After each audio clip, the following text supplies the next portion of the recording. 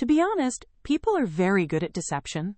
They conceal their weaknesses, exaggerate their good qualities, and pretend to be perfect, even with those they say they love. You can never truly know what secrets your partner keeps until they make a mistake or choose to confess.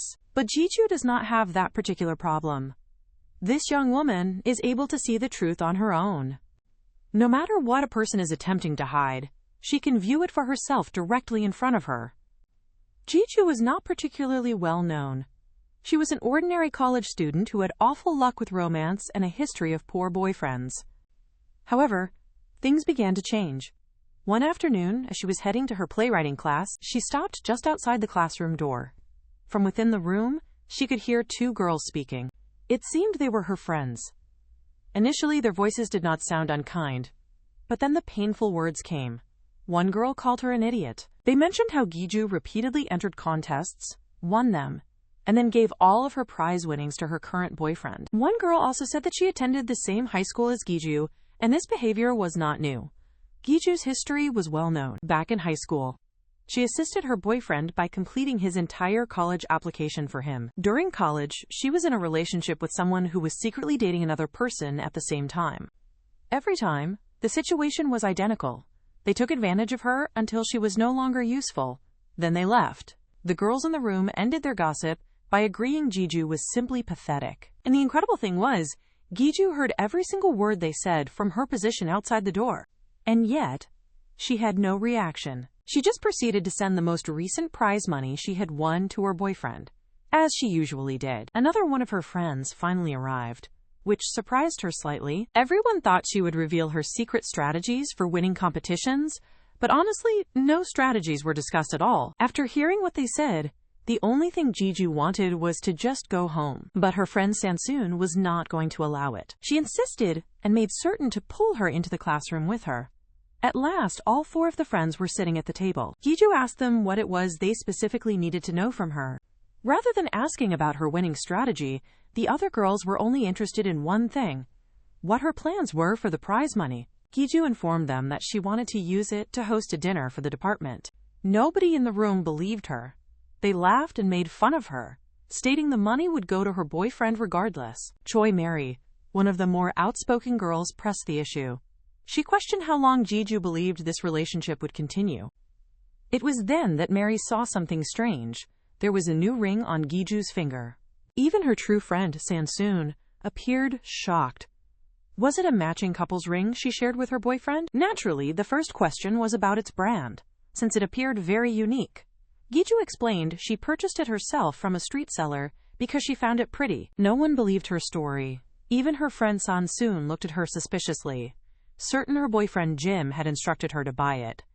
Trying to defend both herself and Jim, she maintained that the idea was her own and that Jim was a genuinely nice person, but her definition of nice just made it worse. She explained he was nice due to the fact that he reads many books. The other girls could not contain their laughter. To them, this explained everything regarding her bad taste in men. Giju defended her point, citing research claiming that people who read often typically have greater emotional intelligence. Her classmates just shook their heads.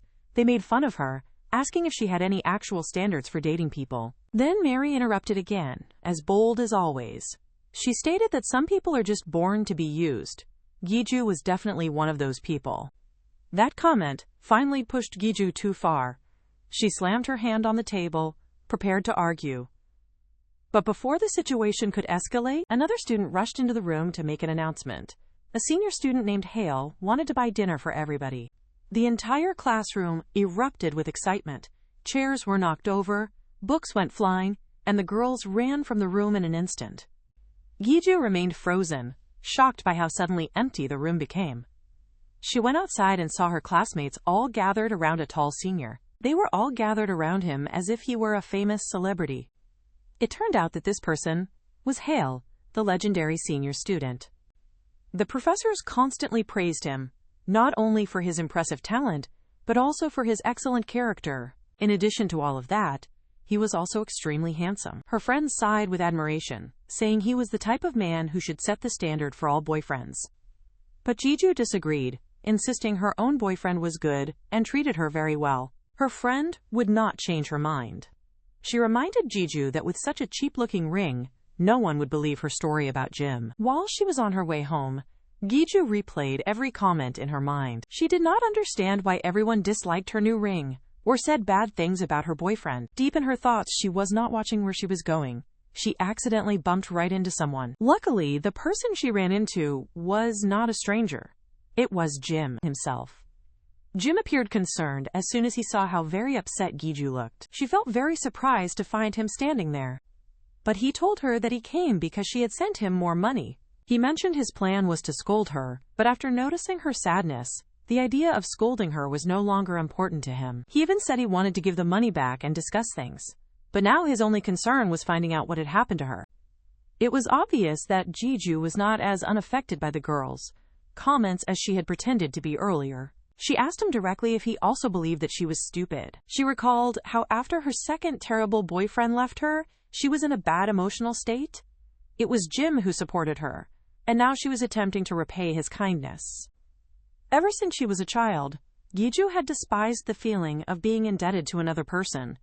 Anytime someone did something nice for her, she felt an obligation to repay them 10 times over.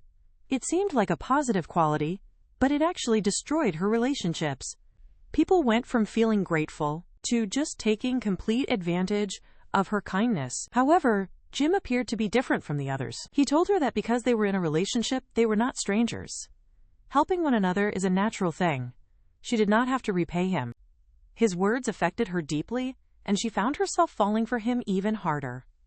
After he finished comforting her, Jim mentioned that he had also visited her parents' shop to help them. He told her that he wanted to do whatever he possibly could for them. Giju felt touched and was convinced he sincerely valued her love. She gently scolded him, saying he should not visit so often because he needed to focus on his auditions. He sighed and then confessed that his most recent audition did not go very well. He expressed his worry that he might be disappointing her.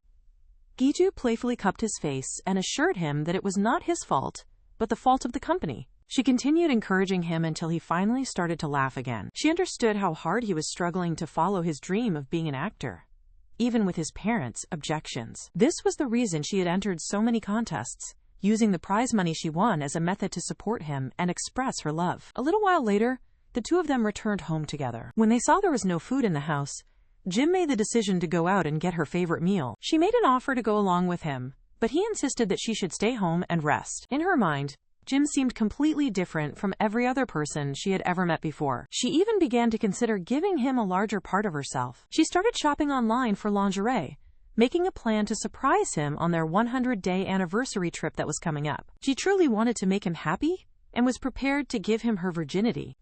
While she was shopping online, she heard an unexpected vibration from nearby. She realized that Jim had accidentally left his mobile phone behind. Feeling curious, she picked up the phone. The thing she saw completely broke her heart. A new message from one of Jim's friends suddenly appeared on the screen. She decided to open their group chat and discovered that the men in it had been making fun of her. Every single picture and all the messages she had ever sent to him had been immediately forwarded to all of his friends. They were all laughing at her whenever she was not around. Her hands started to shake uncontrollably as she continued to read their very cruel words. Just then, Jim came back to the house. He came inside with a smile on his face, holding the food he bought. But he stopped suddenly when he noticed his phone was in her hand. The smile on his face disappeared in an instant. He let go of the food without a second thought, focusing only on trying to console her. He attempted to persuade her that the situation was not what she was thinking. But Giju had finally reached her breaking point. She got up and prepared to leave. Jim quickly reached out and grabbed her by the hand. He was absolutely refusing to let her go. He quickly made up a weak excuse, claiming he was just trying to show off to his friends. He said all his friends were advancing in life while he was stuck, so he had to appear successful. Fortunately, Giju was no longer believing Jim's excuses. She said bragging does not mean allowing his friends to insult her or sharing her private photos. He continued to apologize, insisting that she was the only thing in his life that he could brag about. But Giju did not accept this. She told him that he needed to be focused on auditions, instead of bragging about her. If he had any actual plans for his future, he would not be living a life without any direction. If he did not have the right skills, he should at least discover a different method to support himself. Inside her mind, she felt it was pathetic that she had ever placed her trust in him. And that is when the breaking point arrived. The moment she was done speaking, Jim slapped her hard across her face. The strike was so powerful that it knocked her down onto the floor.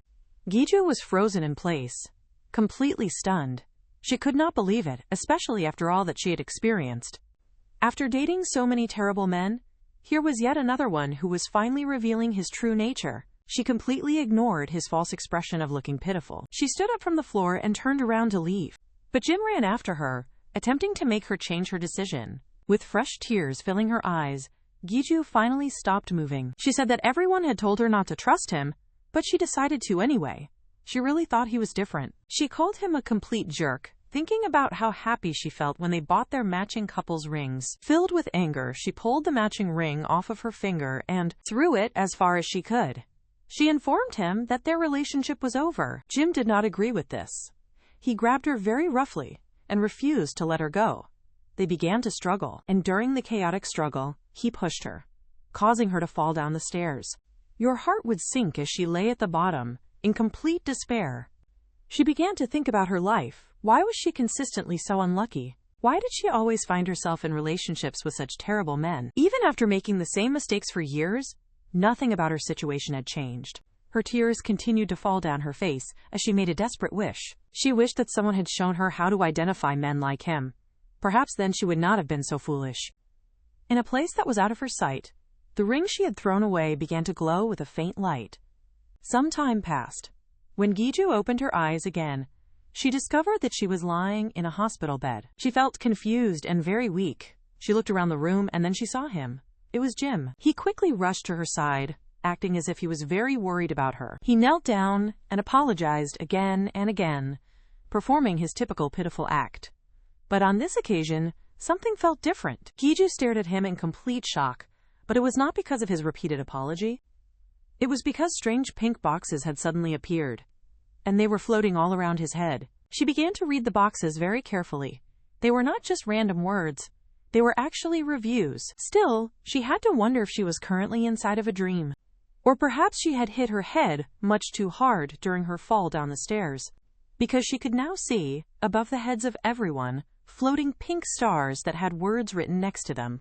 Her own name was even written there among them, showing phrases that she herself had frequently said. The other names that were listed there were also familiar to her. They were the names of Jim's ex-girlfriends. What was happening to her? Jim, naturally, did not have any idea that his secrets were being exposed. He took a hold of her hands once again and begged her not to break up with him. He claimed that what had occurred was not very serious. He blamed her for causing him to get angry. In his version of the story, his pushing her was simply a mistake. Giju recoiled from him. Disturbed by how fast he changed the story, she pushed his hands off of her. And that is when she saw something on her finger. Something was sparkling. It was her ring. She froze in place, completely confused. Didn't she throw the ring away the day before? Jim proudly announced that he was the one who put the ring back on her finger. He believed that everything she did yesterday was just an angry outburst. Giju stared at him and asked if he truly believed the only reason she wanted to break up was because of her anger. Naturally, he did not give her an answer. Instead of responding, he mumbled an excuse about needing to find the doctor, and then he ran out of the room. It was a classic move. He was selfish until the end. Now that she was left alone, Giju felt more frustrated than before. But her main concern was the pink boxes that were still floating in her sight. Initially, she believed it was a result of her injuries, but regardless of how hard she rubbed at her eyes, the boxes would not disappear. They definitely looked like some kind of reviews. She recalled the ones that she had just seen above Jim's head, and as she expected, these were the exact same reviews of Jim. Just from reading them, she could imagine his behavior. The reviews also confirmed that this was not the first time he had ever hit a woman. It was a habit of his. She wanted to confront him about it directly, but she could not. So instead, she made the decision to step outside of her hospital room. It was at that moment her friend, Kim Sang-sun, appeared, bursting into the room with the force of a storm. She almost gave Giju a big scare, but she was happy to see that she was alive and seemed to be okay. Sang-sun immediately asked her if she was hurt. Giju quieted her, reminding her that they were inside of a hospital setting. Sang-sun rolled her eyes and told her about the rumor that Giju had fallen off the roof and then rolled down a flight of stairs. Giju was on the verge of correcting her when she suddenly saw something that was extremely shocking. Above Sang-sun's head were floating the very same type of pink boxes. Her friend had them as well. These boxes displayed Sansoon's love reviews. Feeling curious, Giju read them. A review complained that a breakup was caused by a public event. Another one said Sansoon ended things because he requested premarital chastity. Giju felt the need to confirm if the reviews she was seeing were real, so she decided to ask her friend about the situations described in them. To her complete and utter shock, every single detail matched perfectly. Sansoon confessed that the reviews were accurate, but then she paused. She became suspicious. She demanded to know exactly how Giju had managed to get this private information. Before Giju had a chance to explain, Sansoon saw the obvious mark on her face. She frowned. The rumors stated that Giju had fallen backward, so why was there a bruise on her face? The truth of what happened was clear from the injury. She had been struck. Just then, the abuser himself walked into the room. Jim froze instantly when he heard Sansoon's very direct and pointed question. He panicked and made a quick claim. He added an excuse, and then bolted out for another weak escape. Sansoon wanted to run after him. However, Giju quickly stopped her from going after him. She ended up confessing everything that had happened to her friend. Just as she expected, her friend was incredibly furious and wished Giju had informed her earlier so that she could have shut his mouth herself. But Giju told her that it did not matter anymore. She had already broken up with him for good. Sansoon was not convinced by this. She pointed out the fact that Giju was still wearing the ring he had given her. Once she realized it, Giju quickly removed the ring from her finger. It was at that exact moment that she made a very startling discovery.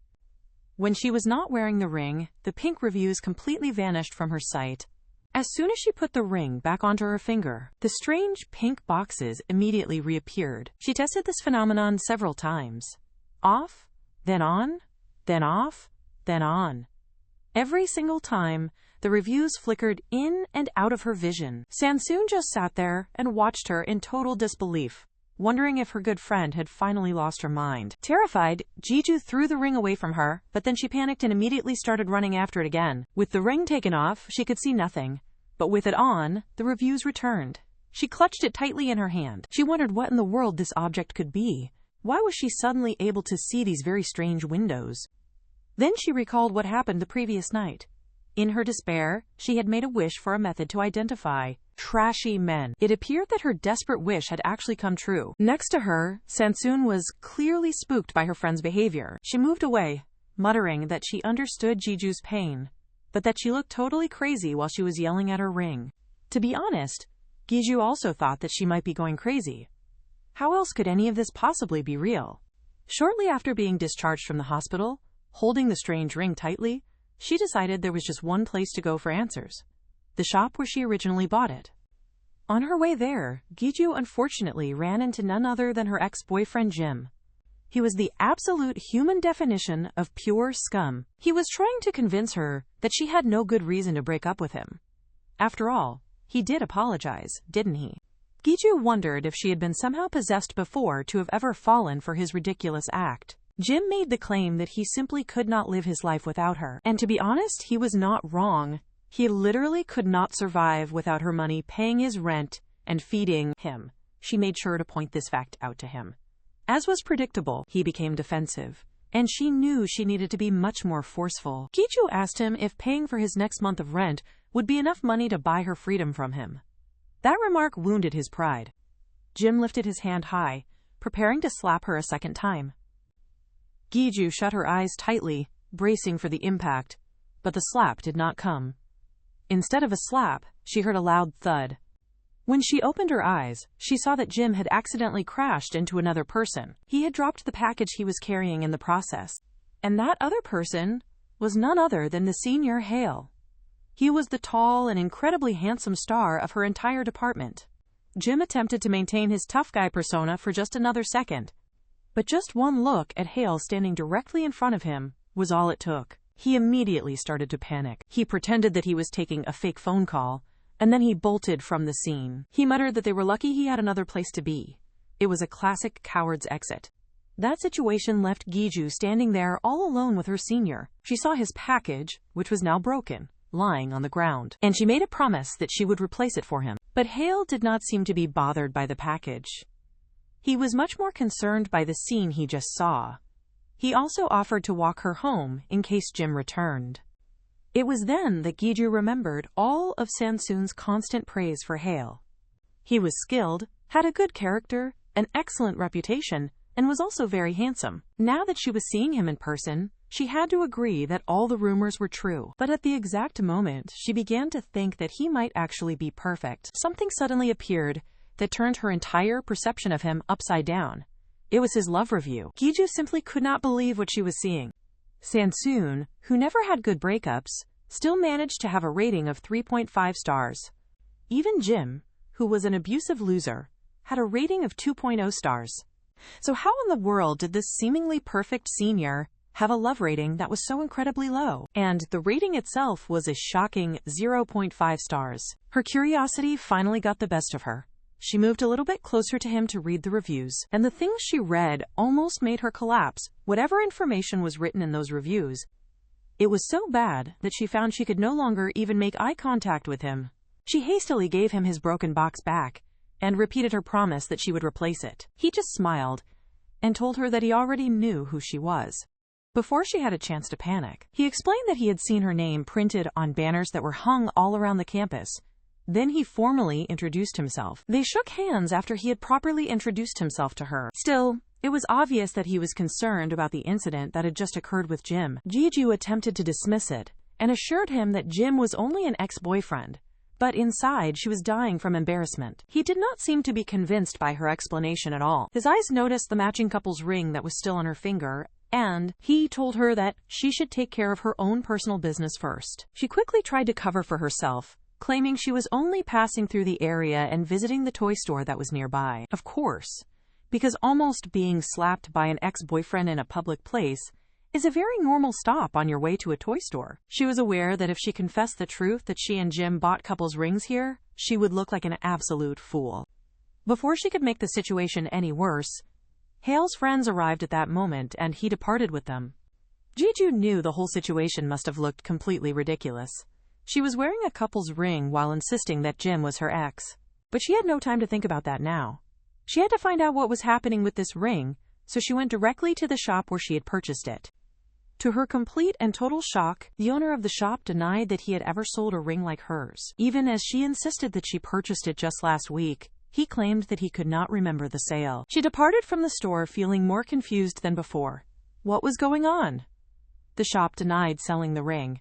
Jim owned the same one, but only she saw the reviews. Were the reviews only visible to her? Still feeling very rattled, she decided to head over to her parents' shop. And the very moment that she stepped through the door, she saw an old uncle from the neighborhood. Of course, his personal love reviews showed up almost immediately.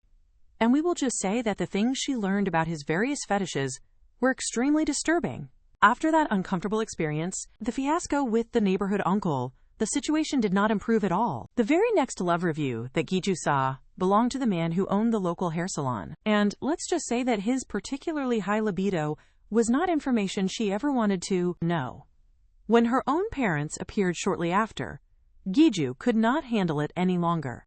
The absolute last thing she ever wanted was to see her own parents. Exes rated in pink boxes. She bolted from the shop.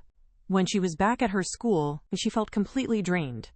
An entire week of seeing love reviews on everyone was making her feel crazy. It was simply far too much information for her to handle. And of course, the university's supposedly perfect senior was not helping the situation at all. Hale walked into the room and waved at her as if they were the best of friends. All the other students gushed about how perfect he was, but Giju was not fooled. She knew about his rating, and it was very ugly. Even though she was trying her best, she tried to hide from him. Hale still approached her and set a drink down on her table. He made the claim that he bought one for everyone, but strangely enough, no one else received one. As expected, all the other girls were staring at her like she was prey. Panicking, Giju told him he should take it back. He ignored her request, of course. And just at the moment she thought the day could not get any worse, her phone buzzed. It was Jim, the little coward himself. He claimed he did not run away. He said he left because he passed his audition. According to his story, he was going to be famous, so he no longer needed her. Giju actually laughed. Just like Hale, Jim also had a great reputation, but the two of them were nothing but fakes. However, She was not finished with him yet. Even if she never got the rent money back, she could at least get her hospital bills from him. She would no longer be the fool. She marched directly to his apartment building and arrived just in time to hear his little performance. Jim was busy playing the role of the victim for everyone. He was telling everyone that she had become violent after he mentioned breaking up. Giju's jaw dropped in disbelief. He was the person who had hit her, but he had completely flipped the entire script. The other boys who were around him nodded in agreement, and they started calling her a psycho. They claimed that she always dated weirdos, so what other outcome could they possibly expect? Jim smirked, and then added that perhaps he should not have dumped her because she had nobody else. His friends quickly assured him that it was not his fault. To make things even worse, one of them compared her to her first ex-boyfriend, who had also told lies, calling her a stalker just so that he could dump her. None of what she was hearing surprised her at all. Trash always recognizes other trash. Their low love ratings said it all. Then Jim's friends started to bring up his supposed recent victory. He had finally been accepted into the theater program after he had applied to it 10 different times. He had one final audition left, but he was completely sure that he would make it in. Now, Giju finally understood the message he had sent her. And then he delivered the lowest blow. One of his friends called her bad luck and then instantly began to lust over her body. Another friend quickly agreed with him. Both of them wanted to get details from Jim. Thankfully, she had never given herself to him. Jim shrugged and said they had not done much, which he called a pity. It was his only regret about dumping her. Then, showing absolutely zero shame, he took out his mobile phone. He hinted to them that he had private pictures of her and said if she begged him, perhaps he would take her back. Outside the room, Giju froze. What was going on right now? Jim scrolled through his phone, telling his friends that he had a few pictures. He gave them the phone. They all crowded around it, laughing and making inappropriate comments. That was the final straw for her. Giju stormed into the room, snatched the phone away, and looked at the screen. Thankfully, it was only her public profile picture, and nothing worse than that. She deleted the whole photo album right there on the spot. Then, to top the entire situation off, she took the drink Hale had given her and poured the entire thing all over Jim's phone. His friends immediately erupted in anger. They accused her of making a big fuss after she had supposedly been violent to poor Jim. But Giju was not going to back down. She glared directly at him and demanded he tell them who gave her the marks on her face. He was afraid of being exposed for what he did, so Jim roughly yanked her outside of the room, and he hissed at her, telling her not to ruin his precious reputation. She immediately snapped back at him. If his reputation was so important, perhaps he should not go around hitting women. Jim just laughed in her face. He said there was nothing she could do about it. She couldn't tell people he hit her and pushed her down the stairs, could she? Giju immediately shot back, asking him why she could not do that. He laughed at her again, telling her that she was obviously not smart. Then he twisted the entire situation around, claiming his lie about her hitting him was actually his method of helping her out. He said people already believed she was stupid for spending her money on him. If those same people also knew that he had hit her, she would never survive the shame. So he was actually protecting her dignity. What kind of sick logic was that? It was absolute nonsense. But Giju just froze with a blank expression. She could not find any words to say. Jim smirked, feeling satisfied. He warned her not to make the situation worse and bragged he was too busy to waste his time on her. Then he simply walked away, leaving her to stand there all by herself. She felt physically sick. She thought that perhaps, at least in private, he might show a little remorse. But he did not. The reviews had been correct. He truly was just scum. It was then that an idea came to her. The reviews had mentioned 2 of his ex-girlfriends. If she could find them, perhaps she could get the answers she needed. Feeling fired up, she slammed her open hand against the nearby wall. The loud sound startled a person who was standing close by, a boy who was leaning there and smoking a cigarette. It was Hale. He had been there. He had been standing there the entire time. A small sound from him caused her to spin around. She panicked. She felt mortified. Of all the people it could be, why did she always have to run into him during her worst moments? Jim was truly a curse on her life. She begged Hale not to tell anyone what he had just seen. But rather than giving her any reassurance, Hale calmly informed her that her words by themselves were not enough to purchase his silence on the matter. And just like that, the 2 of them found themselves sitting together in a very fancy restaurant. Giju had no idea how she even ended up there. She would have never expected Hale to be the type of person to do this. She made an attempt to eat her food, but he just continued to stare at her and smile. He told her that he had been trying to talk with her for a while. This information left her feeling completely stunned. He said he wanted to know the reason why she never made any eye contact with him. Hearing his words made her start to choke on her food. When she asked why he thought that, he replied that even at that very moment, she was still not looking directly at him. Well, who could possibly blame her? It was not her fault at all. The reviews that floated around him were just too much to handle. She finally looked up and saw that every single one was an explicit review. They praised how good he was in bed. They were filthy, detailed, and impossible to ignore. The word embarrassing did not even start to describe how she felt. She thought about taking her ring off, just so that she could make the reviews disappear. But it was then that she happened to notice something else. It was a name, one that she found to be painfully familiar. It was the name of one of Jim's ex-girlfriends. The review was partially hidden from her view, and Giju needed to figure out a way to read it. It was at that moment that she discovered something new about her ability. She found that she could physically move the reviews around using only her hands. From Hale's point of view, it must have looked completely ridiculous. She was sitting there waving her arms around in the air like a lunatic, but for her it was a sign of progress. She continued to shuffle all the reviews around until she finally found the specific information that she needed. And then, the true shock hit her. The two ex-girlfriends she was searching for, both of their names were right here. Both were connected to Jim and Hale, which meant they shared the same ex-girlfriends. This meant the girls were students at their college, and if so, Hale might have their contact information. She was completely lost in her own thoughts. Giju did not even notice that she was leaning far forward.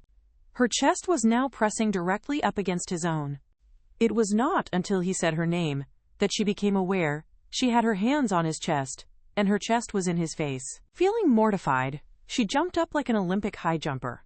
She apologized and stammered that she had just gotten distracted. He assured her that it was fine, and then he asked her what she had been thinking about. And Giju made the decision to be honest with him. She asked if he knew anyone named Gaong or Kimji. Giju wanted to contact Jim's exes, but she did not have their contact info. Hale casually mentioned that he did know them. Her eyes immediately lit up, and she asked him if he would be able to give her their phone numbers. It was at that moment that he smiled. It was not his typical handsome smile, but a much more devilish one. He informed her that if she truly wanted to get those numbers, she would have to do what he wanted first. It wasn't even for his own number, but someone else's. What a classic power move, Giju complained silently inside her head. However, she did not have any other choice. She made a promise to do whatever he asked, at least until she handled this mess. 1 week later, Jim's big moment had finally arrived. It was his very last audition. The entire campus was buzzing with a lot of excitement. The famous director Moon himself had appeared, and everyone was certain that this meant Jim was going to succeed. A few students even thanked him, saying they did not think they would ever see Director Moon in person. Naturally, Jim soaked it all up. The word smug did not even start to describe him. He strutted around the area, acting like he was already the next big star. When it was finally his turn to perform on the stage, he walked onto the stage, introduced himself to the audience, and got ready to perform his scene. Director Moon was paying close attention to his performance. But then Jim suddenly noticed someone in the audience. He saw Giju, who was standing in the shadows and watching him. His scummy brain twisted the situation instantly. He believed she was there to see his success, and watch the boy she looked down on become amazing. Feeling completely fueled by his massive ego, he started his performance. The audience appeared to be very engaged with his performance, and he had almost reached the final part of his scene, except he never actually had the chance to finish his performance. Because at that moment, two girls stormed into the auditorium, his exes, Gaong and Kimji. And to be clear, they were not there to make a friendly visit. Jim's jaw dropped open in complete surprise. The students started to whisper, asking who these girls were and why they had interrupted. The two exes then mocked Director Moon. They ridiculed his professional judgment for even considering a person like Jim. Complete chaos erupted in the room. The staff attempted to block them and were confused about who had let them inside. From backstage, Hale proudly dangled a key in his hand. The mystery was solved. Director Moon was absolutely furious, and he demanded to know what was happening. Giju stepped up to stand next to him and spoke in a calm but firm voice. She informed him that this was precisely what he would have to face every single day if he decided to accept Jim. By that time, the two ex-girlfriends had made it to the stage. Jim, who was still acting like he had control, demanded to know what they were doing there. Kimji smiled sweetly at him, said they only came to say hello, and then slammed her fist directly into his face. She was not just any girl. She had been the president of her college's official taekwondo club. Feeling stunned, Jim blurted out that athletes are not supposed to hit other people like that. She shot back that she had not touched him when he first beat her up, while he was drunk, because she was an athlete, but she had now quit sports. The translation was that there were no rules that were holding her back anymore. She raised up her fist again, but Gaon stopped her, not because she wanted peace, but because she wanted to join in. She began to scold Jim for never correcting his bad habit of hitting women. Jim started to relax a little bit, because he was thinking that she was weak. Then she showed him her fingernails, which were like metal claws that she had filed for 5 hours straight. The smirk on Jim's face completely vanished. She then slashed her sharp nails into him. Gaon is a jewelry and metal craft major, and she is also a nail artist. Together, the two ex-girlfriends launched themselves at him, with their fists and claws flying through the air. The audience began to panic, and worried the situation would spiral totally out of control. Jim quickly scrambled back up to his feet, feeling furious. He demanded to know if they had really come all this way just for this. He told them they needed to separate public and private matters. It was at that moment that Giju finally stepped out from the shadows. She told Jim that he should have been the one setting an example, instead of horribly mistreating his ex-girlfriends. Then she made her intentions very clear. She was there for only one reason, which was to expose the kind of person he truly was. She then turned to Director Moon and reminded him that his Moonlight Theater was very famous. She said every member's reputation spreads online before their debut.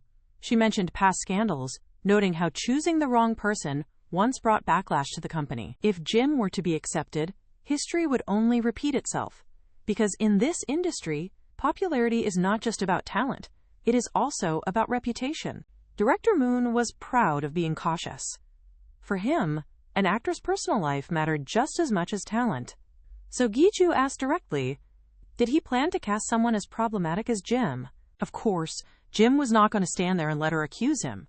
He turned it around, saying it was all made up. He claimed he always dreamed of being an actor, so he was careful with his personal life. According to his side of the story, his exes were simply bitter and wanted to get their revenge on him. His friends also backed him up. They informed the director that Giju was the actual problem, and that she had become violent after he broke up with her. Giju was completely stunned. How did the story get flipped around so badly? Jim knew precisely what he was doing. Director Moon had dealt with malicious rumors during his own debut, and Jim played on that fact. He claimed he was in the same position, just an innocent victim. It seemed to work. Giju froze in place as she watched the scene unfold. Jim smiled, because he was convinced that he had successfully outsmarted her. He gave a dramatic bow and asked the director to be fair and to give him a chance. Director Moon listened to everything carefully, then stated that he had heard both sides of the story. He emphasized the importance for an aspiring actor to join a theater troupe. Moon nodded, and then he turned to Giju. He scolded her for storming into the audition without having any proof. Being an actor, he explained, was not just a dream, it was about survival. Whatever her issue with Jim was, it was unfair to bring it here, especially with no evidence. And then, to her absolute horror, he was just about to announce that Jim had been accepted into the troupe. Jim already had a very mischievous smirk on his face, as if his entire scheme had just come to life. It was at that moment that Giju spoke up again. She asked if evidence was the only thing that he needed. Then she took out her phone. On the screen was a video showing Jim threatening her after she caught him trash-talking her to his friends. His voice on the recording was crystal clear, warning her not to tell anyone about him hitting her. The entire room fell completely silent. Jim's face became pale. He stammered as he asked her when she had recorded the video. She smirked at him and told him that he should go ahead and deny it if he could. Then she turned and asked Director Moon if this was enough proof for him. We now flash back to 1 week earlier when they were at the restaurant. Hale had asked her why she wanted to get the ex-girlfriends' phone numbers. He asked if she was planning to get some kind of revenge, because he had a different way that he could help her with her problem. Then he slid his own phone across the table. He had secretly recorded her argument with Jim from before. He thought that it might be useful later. He admitted he acted alone and apologized for not telling her, but noted that Jim's violence was not a one-time thing. He even made an offer to delete the video if that was what she wanted. Of course, she told him that he would not need to do that. After that, Giju showed the video to Jim's exes. The plan was very simple. They would cause a big scene at his audition, and if that failed, she would release the video. She nodded her head in agreement with the idea. That was the plan. She reminded them that Director Moon valued reputation more than anything else. Just the chaos from an interruption would damage Jim's chances. Gaong was concerned, because their plan could damage Jim's aspirations to become an actor. But the girls were also curious. How did she know that Jim had hit them? They had never told that to anyone. Well, she now has an unexpected superpower, and it was all thanks to him. Gaong hesitated. She did not want to create new rumors or reopen her old wounds. She just wanted it to be buried. But Giju was not able to just let the situation go. She had personally seen the reviews that Jim had left about them. The reviews were crystal clear. He did not hit them by accident. He hit one of the girls because she was very timid, and he hit the other one because she would not compromise her principles. He was trash through and through. Giju explained to the girls that Jim was never going to change his ways. If they just let things slide, he could continue playing the victim only because they felt too embarrassed and afraid to speak up. She clearly remembered the very first time that he had hit her.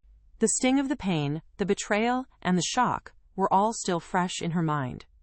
She never imagined she would be slapped by anyone, especially not a boyfriend. She warned them if Jim's career became successful, they would see his face everywhere. Their pain would just continue to grow. That was the main reason why they could not allow the truth to be buried. She made a promise that she did not want them to suffer any longer, and she would do anything it took to help them. Now, back in the present time, Jim lost all control. He lunged toward her, and he was ready to hit her again. But then he froze in place. Everyone in the auditorium was watching him.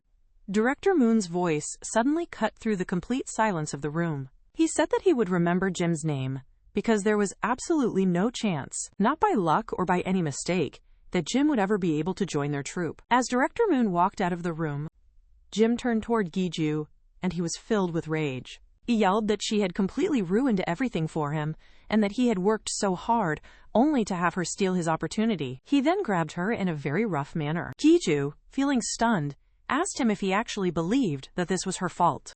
Did he not realize that all the terrible things that he had done had finally caught up with him? He sneered at her and poked her on the forehead. He told her she had no right to give him a lecture. He called her stubborn and selfish, and said she was the worst mistake he had ever made in his life. He raised his hand to poke her one more time, but on this occasion, someone grabbed his fingers and bent them backward. Hale. He was standing there, looking calm but also very sharp. He warned Jim to never lay another hand on Giju ever again.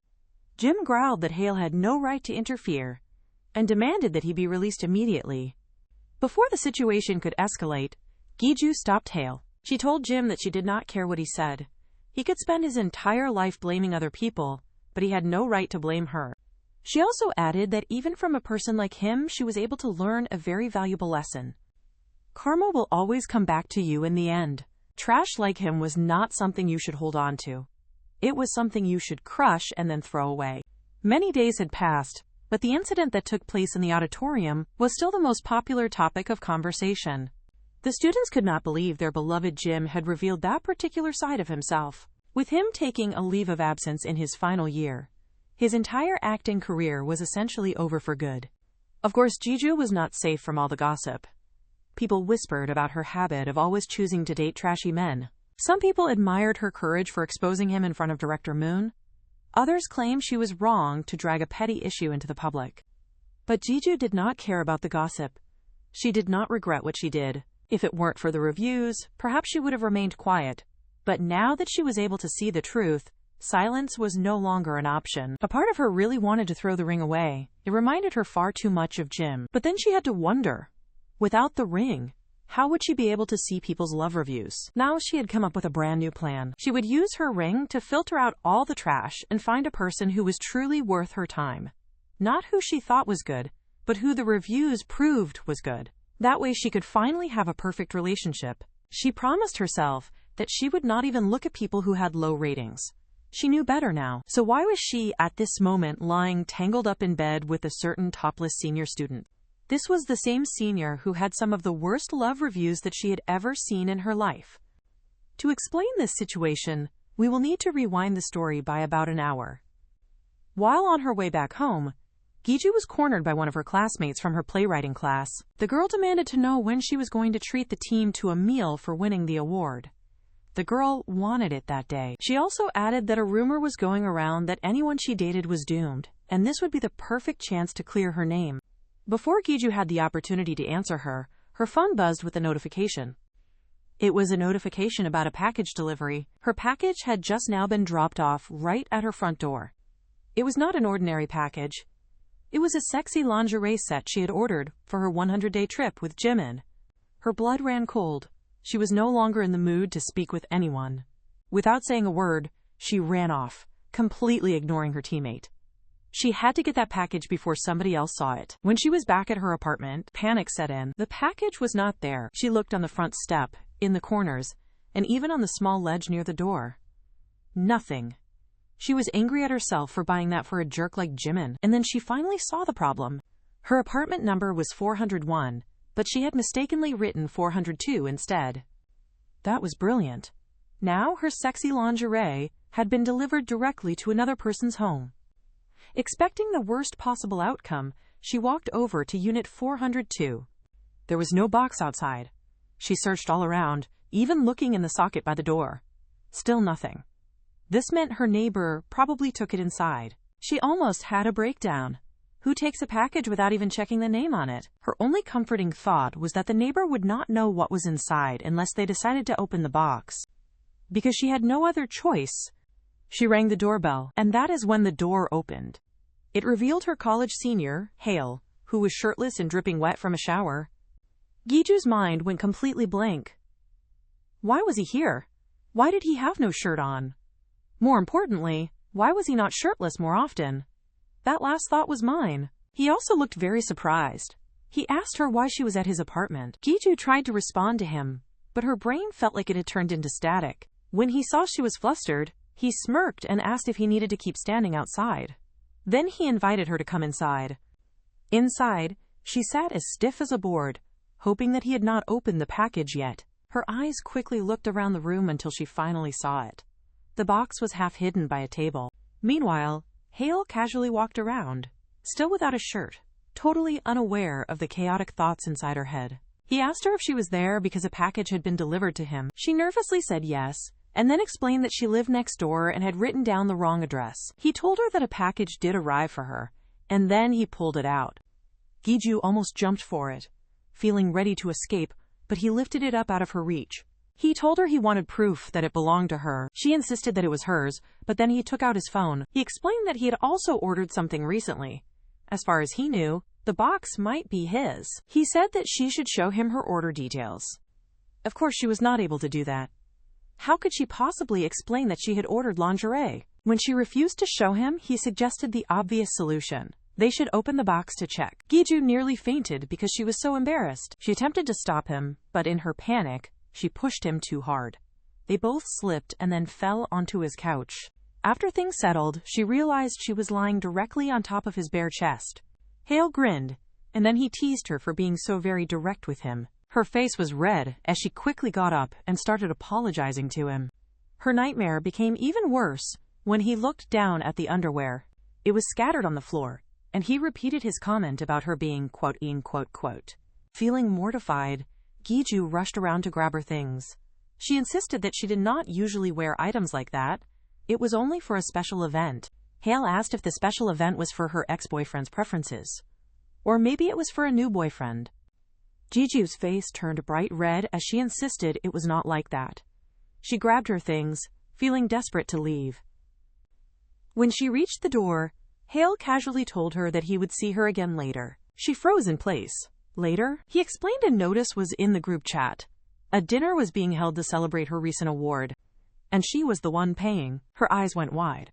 So, it was true. Choi Mary had actually posted that announcement. He smirked and reminded her that many people were planning on coming, so she should carry her package home very safely. Embarrassment burned all the way up to her neck. She held the box like it was radioactive. She ran quickly back to her apartment. Alone, Hale went back into his room. He was at his desk. His computer screen was glowing. It was open to Giju's social media page. Photos of her from different times in her life were scattered all across his table. He leaned back in his chair, smiled to himself, and quietly said that it was time for him to get ready. So yes, it turns out that the perfect senior student had been quietly stalking her. Later that evening, the team all gathered together at the restaurant. Giju shifted uncomfortably in her seat. It was not because of the bill, however. With such a large crowd, it was definitely going to be expensive. It was because Hale was sitting right across the table from her. The supposed male lead offered to split the bill with her. After all, it was because of him that the crowd had doubled. Apparently, as soon as the girls heard that Hale would be attending the dinner, they all decided to show up in large numbers. Giju refused. She insisted that she had secretly planned to pay for everyone anyway. She also felt that she owed him a favor. He had given her Jimin's ex-girlfriends numbers. Repaying favors was her habit. But Hale would not back down. He insisted on paying for it this time, and he called it his own way of comforting her. The two of them argued quietly about who was going to pay the bill. For Giju, this particular argument was not about money. It was her opportunity to distance herself and end the connection that was starting to form between them. Unfortunately for her, the rest of the class noticed their argument. They started to tease her, telling her that she should just let Hale pay for the meal. Feeling mortified, she became very tense. That was when Hale interrupted. He told all of them to stop pressuring her so much. She was uncomfortable. His actions were maybe helpful, but for Giju it just made the situation much worse. She excused herself from the table and escaped to the restroom. As she leaned against the sink, she tried to calm herself down. Being grateful was one thing, but being grateful to a man who had a 0.5-star love rating was something completely different. Even Jimn, who actually hit his girlfriends, had a 2.0 rating. So what kind of terrible secret did Hale have to deserve a score that was so low? On the outside, he appeared to be flawless, but maybe just like Jimn, his inside was completely rotten. The love reviews did not lie. She decided she could not get close to him. Her plan was simple: quietly pay the bill, and then leave before anybody noticed her. At the front counter, she asked for the bill, but before the cashier was able to calculate it, Sansoon appeared next to her. She whispered to her that something important had happened while Giju was away from the table. Apparently, Choi Mary had wanted to comfort Giju about her failed relationship with Jimn, but other classmates stopped her and told her to act as if nothing happened. They reminded her about how loud the scandal with Giju's ex had been. Choi Mary argued that this time was different because Giju was the victim. This was unlike before, when Pio had been the victim. Another girl disagreed with her. Maybe that was not what was true. Maybe Jimn was the actual victim, just like Pio was. Sansoon clenched her fists, ready to yell at them. That was when Hale interrupted them. He said that Pio had not changed at all. He had just broken up with his girlfriend again after he cheated on her with another person. Everyone at the table became silent. Hale added more. He had seen Pio drunk on the street the other day, looking for Giju, and while he did not tell the entire story, he admitted Pio had asked him to tell her one thing: unblock me. Back when Pio was still pretending to be the victim, he told Giju he would fix the rumors if she would only answer his phone calls. He even said no other girls were like her, because, in his own words, nobody else was quite as gullible. That's classy, right? Back in the present moment, the truth was finally clear to the others. Pio had been lying the whole time. He was the obsessive and jealous one who was pretending to be a victim. After they heard this, people actually began to feel pity for Giju. Joy even spoke up and said that Giju had simply been involved with the wrong kind of person. Sansoon later recounted the entire scene to Giju, who was completely stunned. Hale had actually defended her. Sansoon insisted that Giju should be grateful. If it were not for him, the others would have immediately started bad-mouthing her again. But Giju could not understand it. Why would Hale decide to help her? Maybe he had some kind of personal problem with Pio. Her train of thought was interrupted when the cashier announced to her that the bill had already been settled. She was very shocked, and she asked who had paid for it. The cashier pointed and said it was the gentleman in the black jacket, Hale. That information stopped her cold. He did not just defend her, but he also paid for everyone's entire meal. The very last thing that Giju wanted was to owe him even more than she already did. When she went back to the table, a crowd of people had gathered around it. One of the club members, Joa, was drunk, and was loudly confessing her love for Hale. The group of students whispered nervously, as they were expecting him to embarrass her in front of everyone. But what about Giju? She was not concerned at all. With his terrible reviews, she thought he likely listened to love confessions from people all the time. He probably would just go on a date with anyone who showed any interest in him. What did it really matter anyway? As she slipped under the table, she only wanted to get her bag and then leave without being noticed. Then she noticed something was strange. Hale's leg was shaking. His hands looked very clammy. He was sweating profusely and seemed to be on the verge of having a panic attack. For a person with a 0.5-star rating, this was not what she expected to see. He obviously did not want to accept, but the crowd was chanting for him to say yes to her. The girl pushed harder, putting a bottle in his hand and saying that he should drink it if he wanted to date her. Feeling cornered, he began to reach for it. Giju remembered all the favors he had done for her and saw an opportunity to finally repay him, a chance to remove the burden from her chest. It was clear he had difficulty saying no. Before he was able to take the drink from Jua, Giju first snatched it from Jua's hands and then drank it herself. Everyone gasped, especially Jua, who was almost in a state of shock. That was her way of repaying him for all the times he helped her. If he could not reject the girl himself, she would do it for him. Choi Mary demanded to know why Giju had interfered with the confession. Calmly, Giju said it was because Ja was already very drunk. Ja tried to defend herself, stomping her feet on the ground and claiming she was not drunk. Then, right on cue, she slurred her words mid-sentence and then passed out in Giju's arms. Giju pointed out how Jua loses her filter whenever she drinks beyond her personal limit. After that, the commotion ended, and everyone slowly went back to their own seats. Hale was completely speechless at this point in time. Now it was Giju's turn to feel cornered. Sansoon dramatically raised her hands up and asked Giju to make a wish. She drank for Hale, and tradition said she should wish for something from him in return. Her classmates crowded around her, urging her to wish for something. But she could not say that her wish was to get as far away from Hale as she possibly could. Thinking very quickly, she suggested that he should treat everyone to ice cream shots to help them sober up, since most of them were very drunk. It was the perfect distraction. She planned to go home right after he left to go buy them. Or at least that is what she thought. Instead, she was stuck walking with Hale himself. She was betrayed by her own friend, Sansoon, who had conveniently sold her out to him. On the way there, he asked her why she drank the bottle on his behalf. She just shrugged, saying that he looked like he was stuck, and since she owed him, she thought it was the least she could do. Hale smirked at her. He teased that the number of times he helped her could not possibly be repaid with just that one act. Seeing Hale joking around with her again, Giju started to feel very relieved. His nervousness was gone, and he was finally back to acting like his usual self. Still, she could not help wondering why he had been so visibly shaken before. He was famous for receiving many confessions. Did he just not like that one girl? Or was it possible that public confessions embarrassed him? Hale explained to her that it was not that simple. For him, rejecting someone was the difficult part because it meant that he had to turn a person down. That answer really confused her. Accepting or rejecting was his own choice, was it not? That is when she understood. The reason he had so many ex-girlfriends was that he never refused anyone. He accepted confessions from people he did not even like, only because he felt sorry for them. This was ridiculous and a waste of everyone's time and emotions. Hale admitted to her that he knew it was the wrong thing to do, but she interrupted him. It was not just wrong for the other person, but it was also a painful thing for him. Forcing himself to date someone from pity meant he received nothing in return.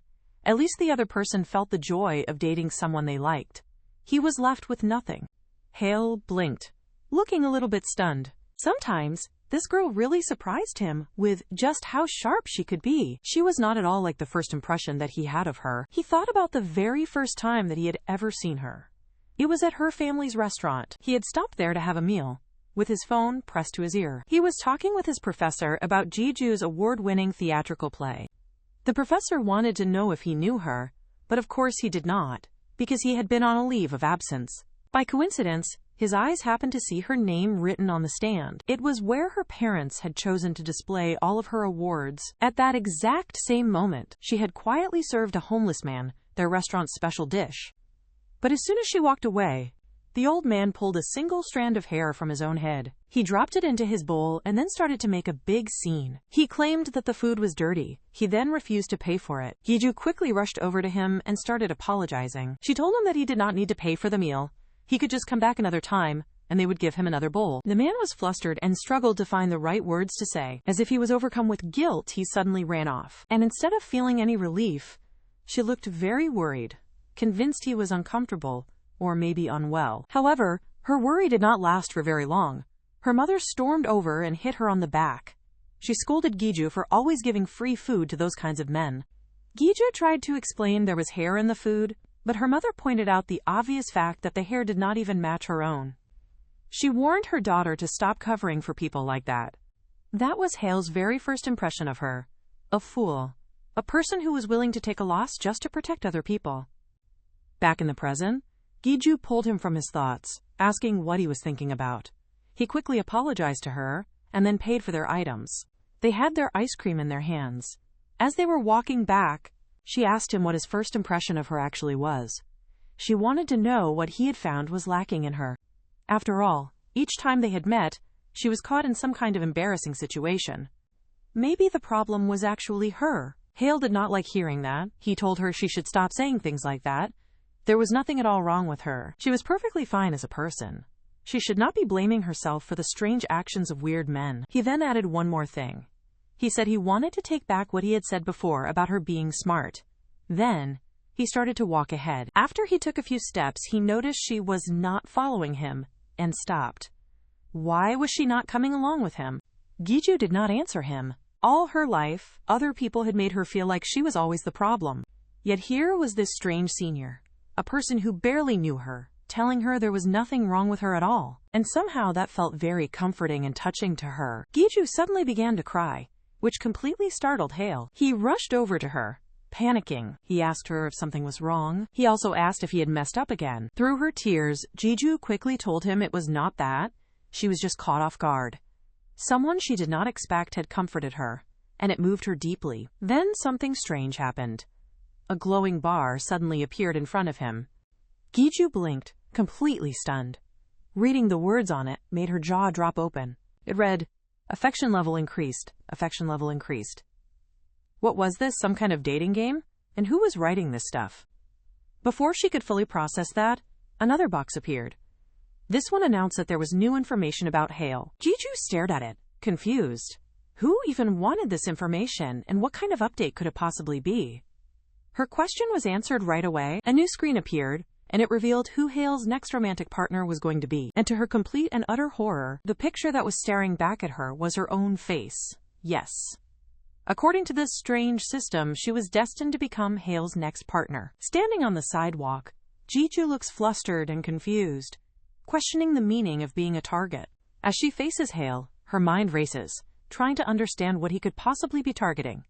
Hale gently interrupts her spiraling thoughts, suggesting they go inside to join the others, leaving Giju even more bewildered. Seated at the restaurant table, Giju clasps her hands together, still trying to understand why this new system window has suddenly appeared. She glances towards Hale, surrounded by his usual pink review boxes, and theorizes that the new window might be a result of her growing affection for him. She immediately shakes her head, mentally scolding herself to snap out of it, and questioning how she could find him to be a good person after seeing his abysmal half-star reviews.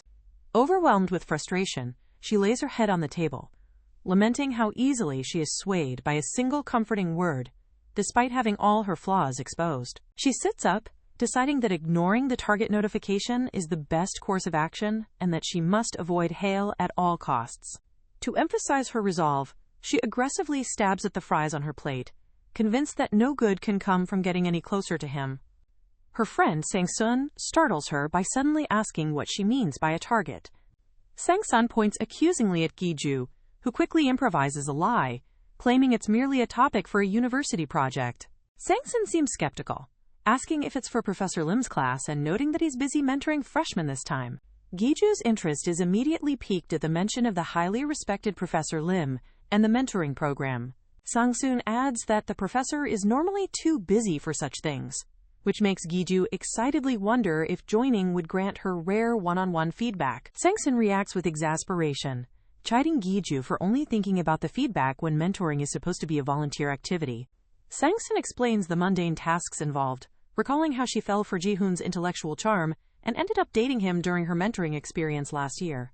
Leaning in, Sang-sun gives her approval if Giju is looking for a new romance, mentioning that there's a very handsome freshman this year. The next day, a notice on a university wall announcing the location for the scriptwriting department's mentoring orientation. Giju is shown sitting at a desk, looking focused and ready.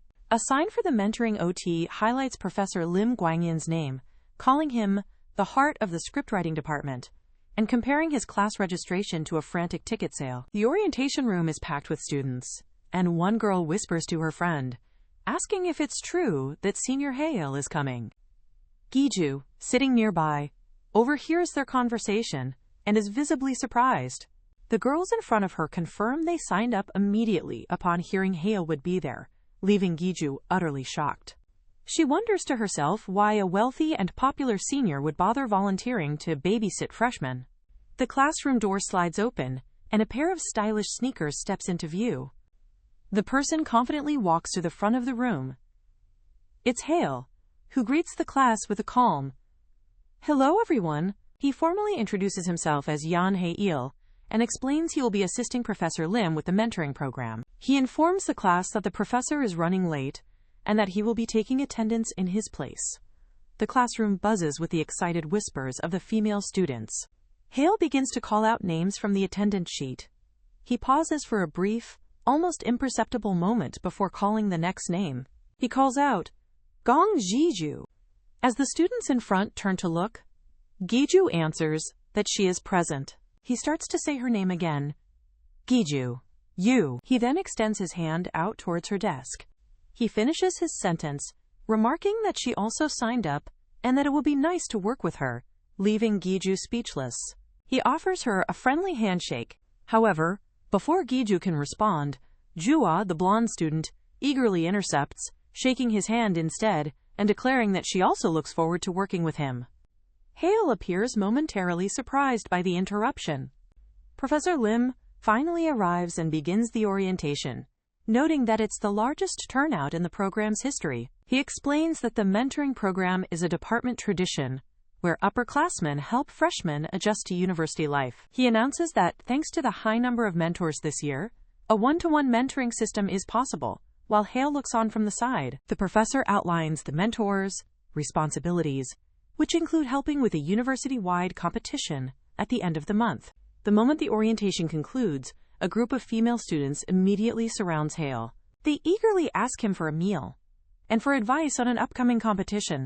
Giju watches from her seat as Hale is swept away by the crowd of admirers. She reflects on his overwhelming popularity and concludes that trying to work with him in any capacity is simply impossible. With a sigh of resignation, she decides that her only option is to quit the program. Giju approaches Professor Lim after the orientation, telling him that she needs to speak with him. Giju informs the professor that she wishes to cancel her application for the mentoring program. She honestly explains that her primary motivation was to receive his feedback, but she now feels it's not the right reason to participate and offers a sincere apology. The professor responds with a kind and understanding smile, reassuring her that it's okay and that many enthusiastic students have the same thought. As Giju leaves the classroom, she sees Hale waiting in the hallway and worries that she has put the professor in an awkward position. She is completely shocked to see him, wondering why he's there since she assumed he had left with the other students. Hale turns to her and calmly asks if they can talk for a moment. Now in a more secluded area, Giju cautiously asks him what he wants to talk about. Hale cuts straight to the chase, asking her directly if she is quitting the mentoring program because of him. Giju is taken aback and flustered, stammering as she asks him what he means. He recounts her behavior, pointing out her visible discomfort during their first meeting, and how she was constantly looking for a chance to leave their group dinner. He looks at her with a serious expression and asks if she really thought he wouldn't have noticed.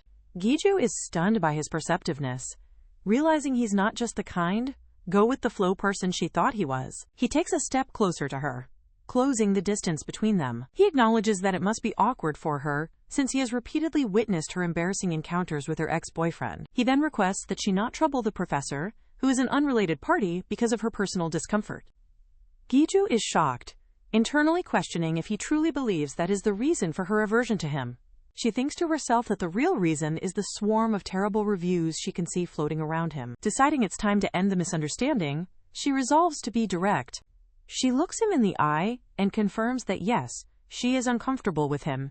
She states that her discomfort is the reason she is quitting the mentoring program. His gaze then drifts down to her hand, focusing on the ring she wears.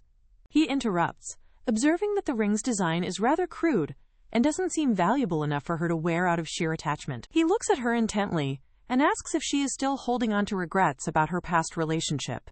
Giju is shocked by his assumption, blurting out, "What do you mean?" Her internal monologue reveals her true dilemma. While it's strange to wear the ring, she can't take it off now that she knows its magical function.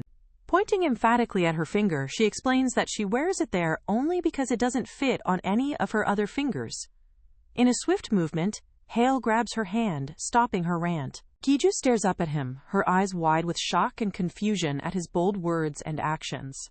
He holds her gaze intently and begins to say, "Because," revealing the first rule. When affection levels rise, new information is revealed. Giju defensively shouts that the ring is her favorite, has nothing to do with Jimn, and that she bought it with her own money. She tells Hale that she doesn't understand why she needs to explain herself, as the matter has nothing to do with him in the first place. Her eyes widen in shock as Hale grabs her hand and asks why it doesn't matter. Holding her hand gently, he looks down at her and states firmly that it matters to him. Giju stares back, completely speechless and caught off guard by his sudden, intense confession.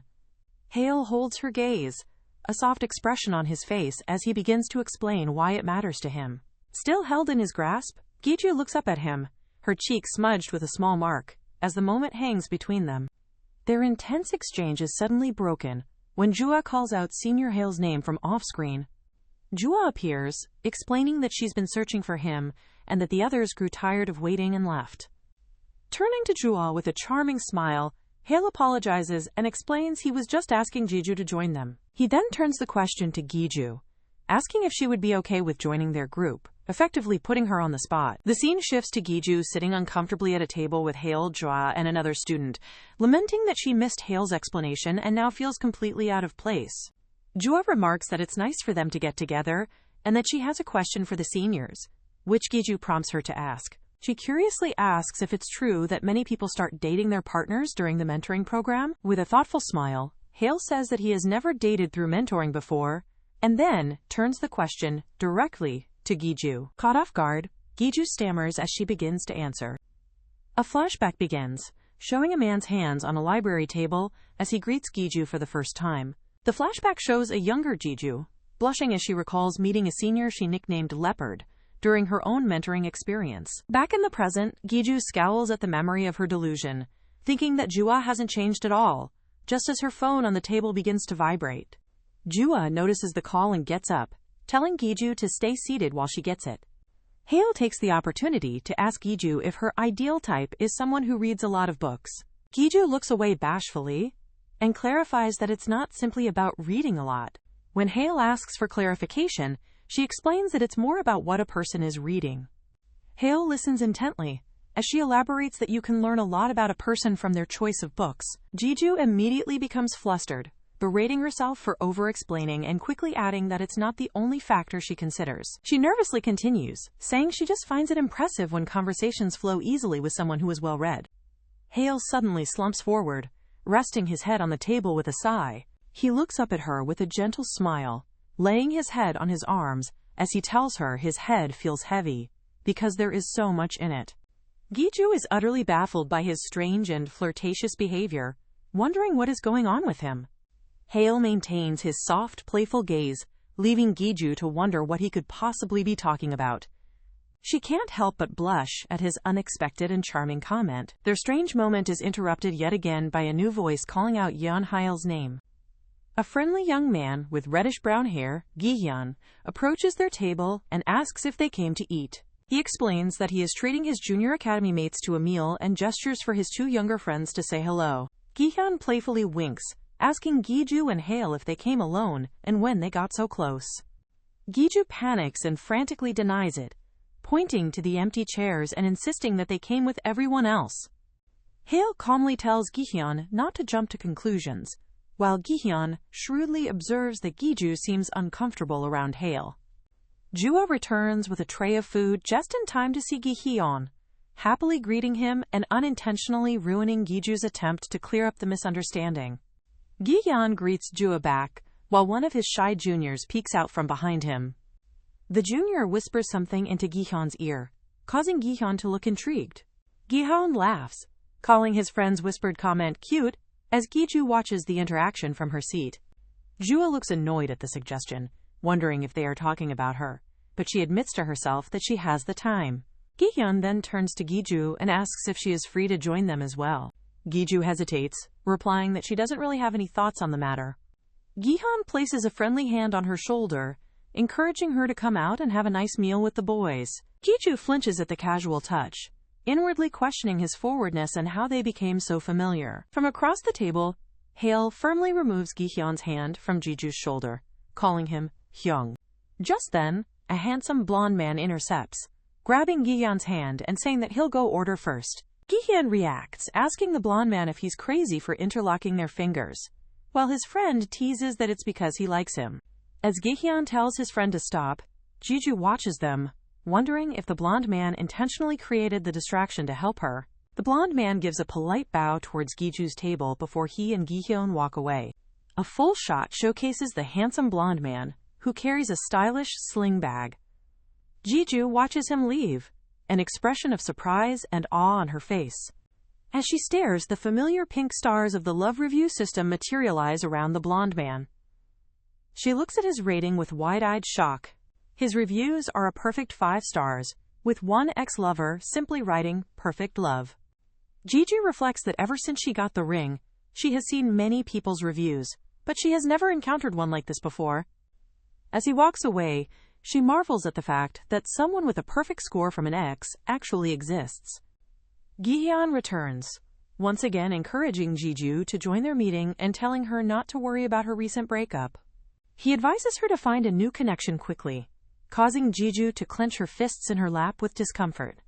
Hale calmly intervenes, telling Gi-hyun to stop because it's clear Giju isn't interested. Just as Hale tells Gi-hyun not to make the situation awkward, Giju suddenly declares that she'll do it. Hale looks up from his food, visibly surprised by her sudden change of heart.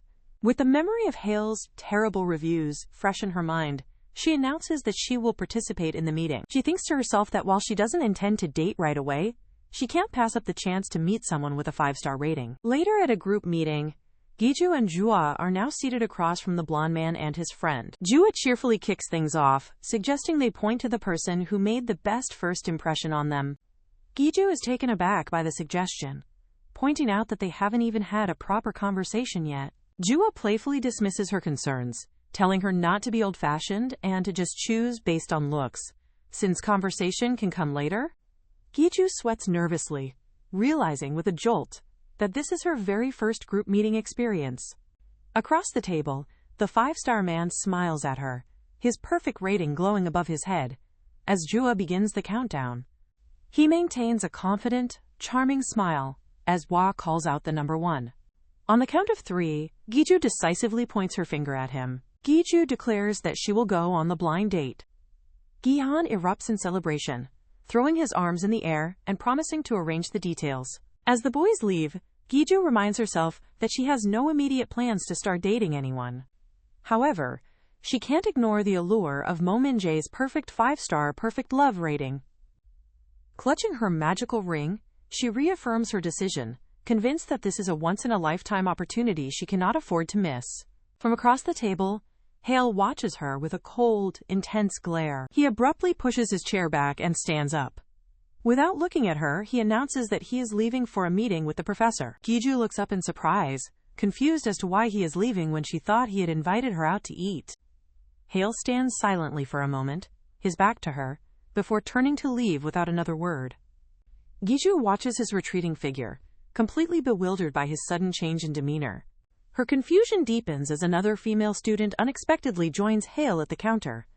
Jua smiles knowingly at Giju and asks if she doesn't find Senior Hale cute. She confidently theorizes that Hale became upset because the girl he just confessed to is now going on a blind date, and seeing his reaction makes her feel she must go through with it. Giju sweat drops at Jua's wildly optimistic and self-centered interpretation of the events. A few days later, the scene is set for the group blind date at a cozy pub. The introductions begin, with Hwa cheerfully presenting herself as a 21-year-old. Next, the shy and polite Park Sung-bin introduces himself as being 20 years old. The handsome blonde Mo Min-jae follows, also stating that he is 20. Giju is visibly shocked that both men are younger than her, before she introduces herself as 22-year-old Gong Giju. Jua wastes no time, enthusiastically suggesting they immediately point to the person who made the best first impression. Giju panics at the suggestion, arguing that they haven't even had a proper conversation yet. Jua teases Giju for her inexperience, telling her not to be old-fashioned and to simply choose based on looks. Giju is internally flustered, realizing that because of his perfect 5-star rating, she was already biased towards Min-jae. She looks at Min-jae, who gives her a charming and confident smile. A flashback reveals Giju frantically studying blind date success strategies online the previous night, which only adds to her current anxiety. As the countdown begins, Giju's legs tremble nervously under the table. At the count of 2, Sung-bin is seen subtly aiming his finger towards Jua. The result is revealed. Jua and Sung-bin have pointed at each other. At the same time, Giju and Min-jae have also pointed at each other.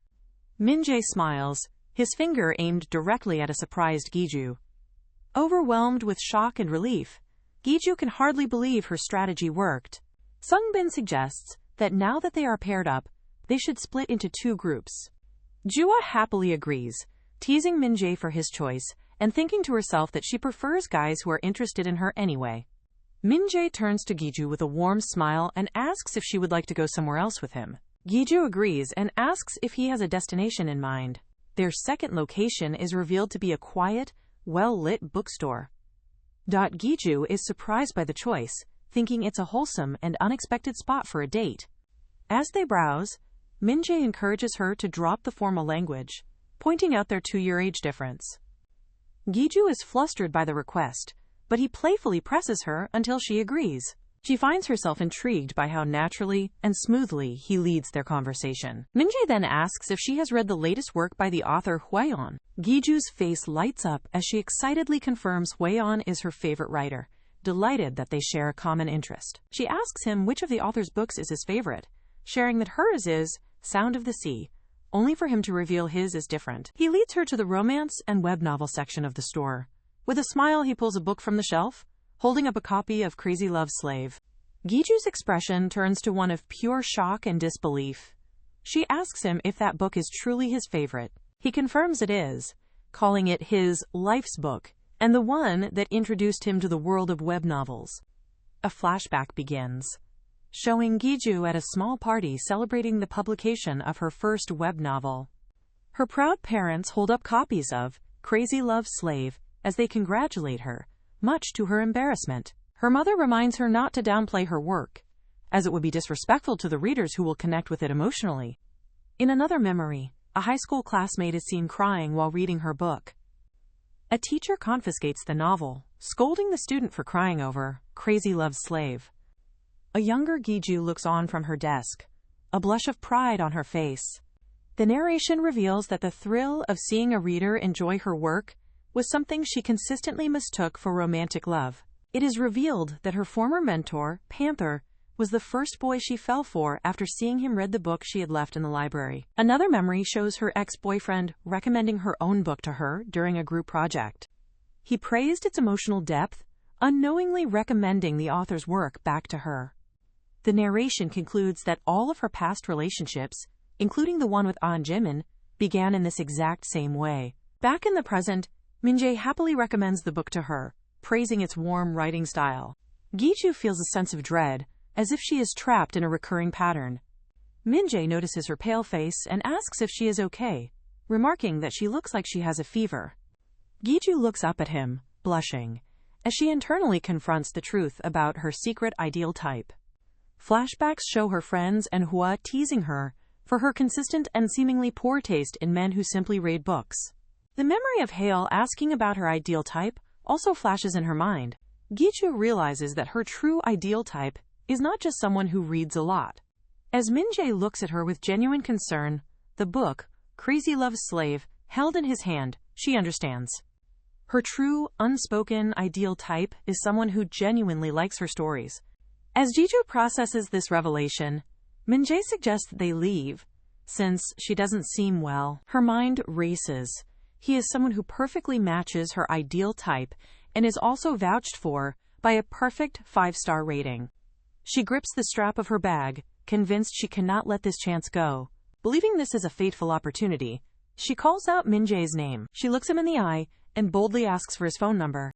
Before Min-jae can respond, Hale's voice cuts in from behind them, stating that they also sell the book here. Hale appears, pointing at the copy of Crazy Love Slave in Min-jae's hand and declaring that it is his favorite book. He looks directly at Giju and reveals that he entered the playwriting department because of that very book, leaving her completely stunned as the implications of his words sink in. Hale explains that he has been reading the author's work since it was serialized on their blog, and that seeing it in print feels really nice. Giju is stunned, realizing that he is not just a fan, but a longtime original reader. Min-jae, impressed, calls Hale a true fan, and then tries to reintroduce himself as Gi-hyun's friend from the restaurant. Hale dismisses him with a cold stare, stating flatly that he doesn't remember their meeting at all, leaving Min-jae speechless and embarrassed. Giju stands awkwardly between the two men, sensing the sudden icy tension and wondering why Hale's attitude has shifted so dramatically. The tense silence is broken by Min-jae's phone ringing, and he answers it, confirming that he'll be right there. He apologetically tells Giju that something has come up at home, and he has to leave, also noting her feverish appearance and expressing his regret for not being able to walk her home. As Hale watches from behind, Giju holds up a hand to reassure Min-jae, telling him that she's fine and he should go without worrying. Waving goodbye, Min-jae promises to treat her to something delicious next time and tells her to think about what she wants to eat. Giju watches him leave, her thoughts lingering on his promise of a next time, and wondering if this counts as a successful after-date. Hale steps up beside her, observing that the guy she had a blind date with seems to genuinely like her. Giju turns to him with a start, nervously asking him what brings him to the bookstore. With a harsh tone, Hale retorts that he came to buy books, and asks if she thought he came specifically to see her, holding up a nature book as if to prove his point. Giju forces a smile, pretending to be unfazed by his coldness, and tells him she'll let him get back to his shopping. As she turns away, Hale's expression softens into one of frustration and regret. She peeks back at him from behind a bookshelf and overhears him muttering about how difficult it is to choose an important gift. Feeling a pang of sympathy, Giju hesitantly approaches him from behind and offers her help. He explains that Professor Lim asked him to buy gifts for the freshmen in the mentoring program, and then invites her to help him choose since her blind date is now over. Giju is surprised that he's running errands for the professor even on a weekend. After pondering over a selection of classical poetry, Hale crouches down to look at a lower shelf, remarking that one of the books looks good. He then stands up holding a book on philosophy, asking for her opinion on it, which leaves Giju completely baffled. She asks him with a smile if he is joking about giving such dense books to freshmen. When he asks what's wrong, she questions his choice of such difficult books as gifts for first-year students. He seriously explains that he thinks the books will help build their general knowledge and that they would appreciate them, leaving Giju to wonder if he's being serious. Giju grabs his wrist to stop him from reaching for another academic tome. With a bright smile, she suggests they change locations to find more suitable gifts. She leads him to a gift shop filled with dolls and cute accessories, declaring that this is what a proper gift should be. She elaborates that gifts should be universally liked snacks, or cute, albeit useless, trinkets. Hale walks past her, skeptically commenting that he doesn't see how such items will help their grades.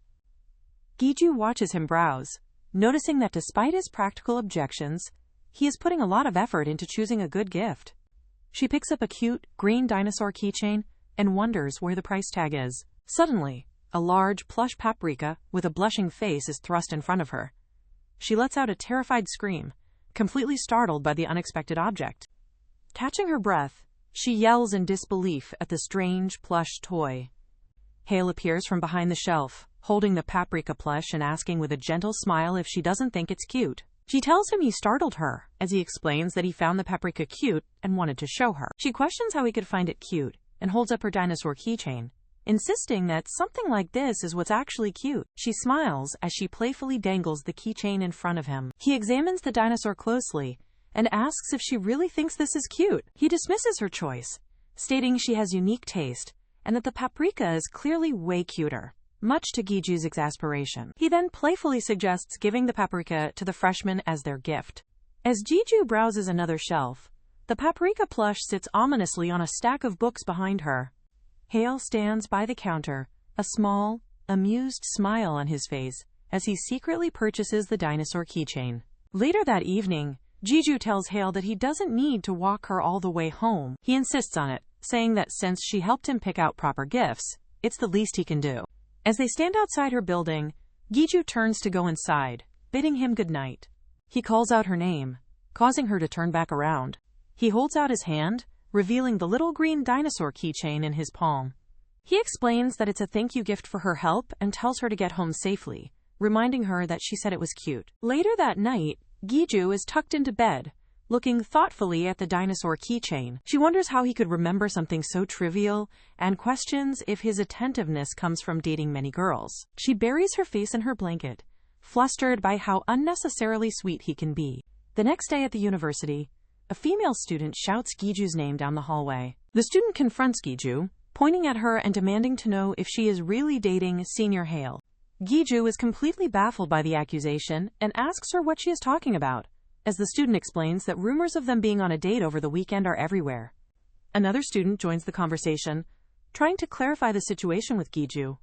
Jua then approaches, sarcastically asking Giju if she has two bodies since she had a meeting with her one day and a date with Hale the next. The other students chime in, calling Giju surprisingly skilled at juggling men. Giju, with a dark expression, denies their accusations, explaining that it was a coincidence and that they were together because of a task from the professor for the mentoring program. Jua scoffs at her excuse, questioning why it was just the two of them, and accusing Giju of talking without knowing the full story. She reveals that she saw them at the bookstore, laughing together, and spitefully asks how much Giju had to throw herself at him for him to accept. Other students join in, whispering that Giju first got in the way of Jua's confession, and is now going after Hale herself, calling her a strategist.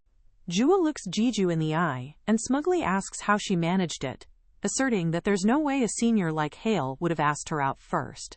Giju is rendered speechless by the baseless accusations. A voice from the classroom doorway asks, "Why not?" Giju turns in shock to see who spoke. Hale stands confidently in the doorway, a smirk on his face, as he announces that he was the one who asked Giju out on a date. Jua and the other students turn in utter disbelief at Hale's sudden appearance and shocking statement. Giju stares at him, completely stunned and speechless by his public declaration. Jua confronts Hale directly, asking if he's serious and questioning why on earth he would ask Giju out on a date. He explains that it was less of a formal date and more like an extension of the mentoring program, as he had simply asked Giju to help him choose gifts for the freshmen. He elaborates to the group that his previous gift of books was not well received, so he was struggling with what to get this time, as other students begin to whisper. Gi-yeon suddenly appears and wraps an arm around Hale, playfully scolding him for planning to give the freshman books again. He turns to Giju and thanks her profusely for her help, recounting how the thick screenwriting book he gave last time made the freshmen's faces freeze. The other girls in the class begin to giggle with relief, remarking on Hale's clueless side, and noting that it wasn't a real date after all, much to Giju's annoyance. Hale announces that he bought plenty of good gifts this time, and pointedly tells Jua to make sure she gets one.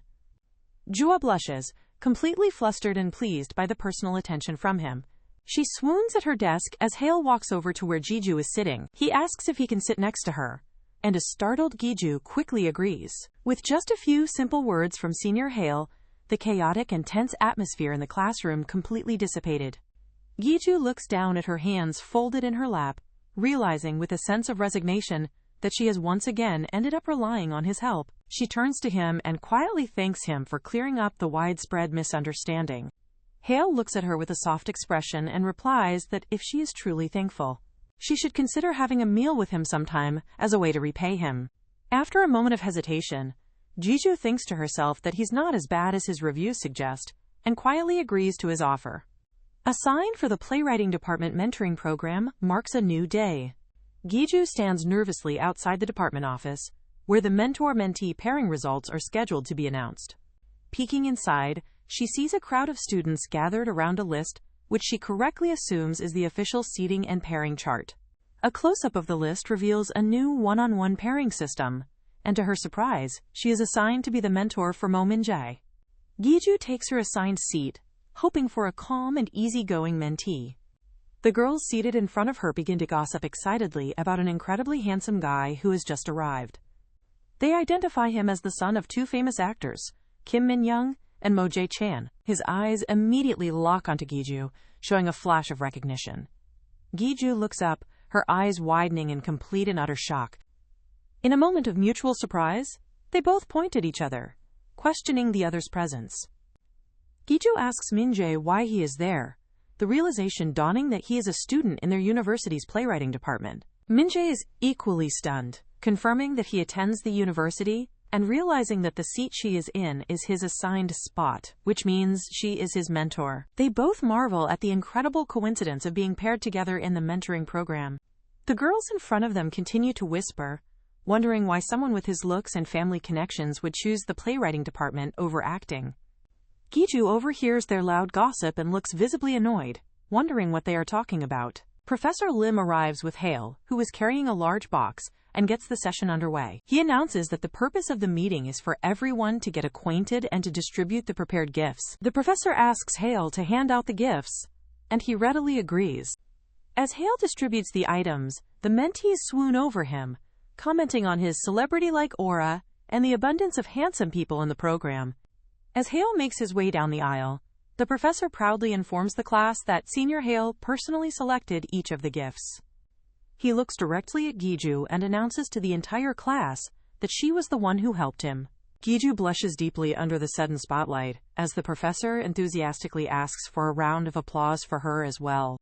After the meeting concludes, several of the mentees approach Giju, thanking her and praising her for the wonderful gifts. As Giju is about to leave, Min-jae catches up to her, asking if she and Senior Hale are close, since he saw them shopping for the gifts together. Giju quickly denies it, explaining that it was purely a school-related matter, and that they went their separate ways immediately after. Min-jae remains unconvinced, pointing out that even if they aren't close, she still went out of her way to help him. He then mentions the gift Hale bought for her, gesturing towards the dinosaur keychain, now attached to her bag. At that moment, Hale appears beside them, holding up his own dinosaur keychain and cheerfully stating that they did all of those things together. The other girls in the classroom watch the trio with keen interest, whispering among themselves. Giju is internally mortified, wondering why Hale would bring up the gift now and thinking that he's making her pay for it. Min-jae takes her arm and asks her to go grab something to eat, seemingly trying to pull her away from the situation. At the same time, Hale places a hand on her other shoulder, offering to treat her to a meal as an apology for making her leave the restaurant early the other day. Seeing a chance to escape, Giju happily agrees to the meal. As Min-jae suggests a nearby pasta place, a flustered Giju says she's fine with anything. He reminds her of the meal she promised him as thanks for clearing up the rumors. Min-jae leans in and whispers to Giju that she looks really uncomfortable, showing his concern for her well-being. Giju looks trapped and stressed, caught between the two handsome men. Hale looks down at her and states that she will have to choose between them. Giju is left speechless, staring ahead with a flustered expression, unable to make a choice, putting all the pressure on her to make the final decision. Giju stands before Hale and Min-jae, feeling immense pressure as they both guilt-trip her about her promises. Thinking quickly, Giju suggests that all three of them eat together, offering to treat them as it's the only solution she can come up with on the spot. Both men look at her, surprised by her unexpected proposal for the three of them to dine together. Giju cheerfully declares it a perfect plan and starts to lead the way, deciding it's better than choosing one and enduring the potential awkwardness. They arrive at an incredibly fancy and expensive-looking restaurant, and Giju immediately regrets her decision. Looking at the menu, she internally panics at the astronomical prices, realizing it's a mandatory course meal per person. With his arms crossed, Hale announces that he should be the one to pay, and suggests they order the C-course. Giju expresses her concern about letting him pay when she was the one who offered, but he reassures her that it's easier this way and tells her to just eat. She is then treated to a series of beautifully plated and delicious-looking dishes. As she enjoys her meal, a waitress announces the arrival of the next course, mushroom cream pasta.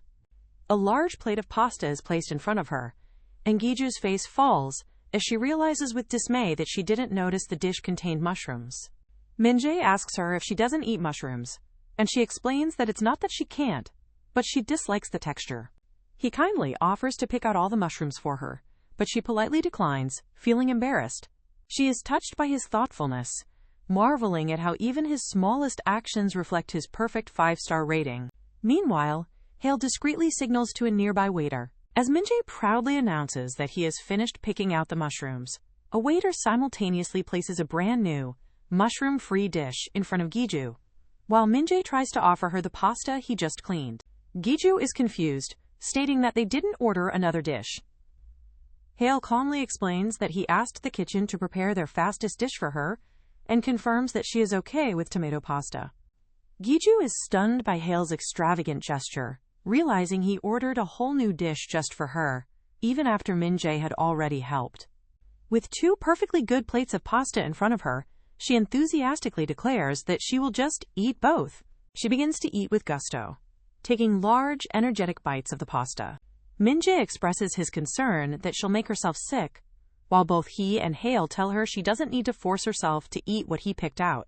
After the meal, the 3 of them stand outside the university building, and Giju thanks Hale for the wonderful meal. She clutches her stomach, feeling the heaviness of eating 2 entire plates of pasta. Hale asks if she is heading straight home and offers to call a taxi for them to share, as they live in the same direction. Giju is flustered by the idea of being alone with him in a taxi, finding it too awkward to handle. She quickly makes up an excuse, claiming she forgot something at school and needs to go back.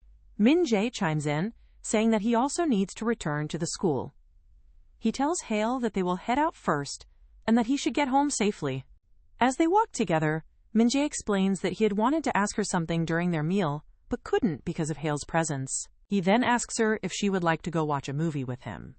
He pulls out 2 tickets for an indie film titled The Sound of the Sea. He explains that since she mentioned it was her favorite book, he thought of her immediately when he heard it was being adapted into a movie. Giju is touched and amazed that he remembered such a small detail from their conversation. She asks if it was difficult to get tickets for the niche film, and he admits it was, but he really wanted her to see it. With a happy smile, he suggests they go watch it right now, together. Giju agrees and tells him she just needs to make a quick stop at the restroom first, and they arrange to meet at the back gate.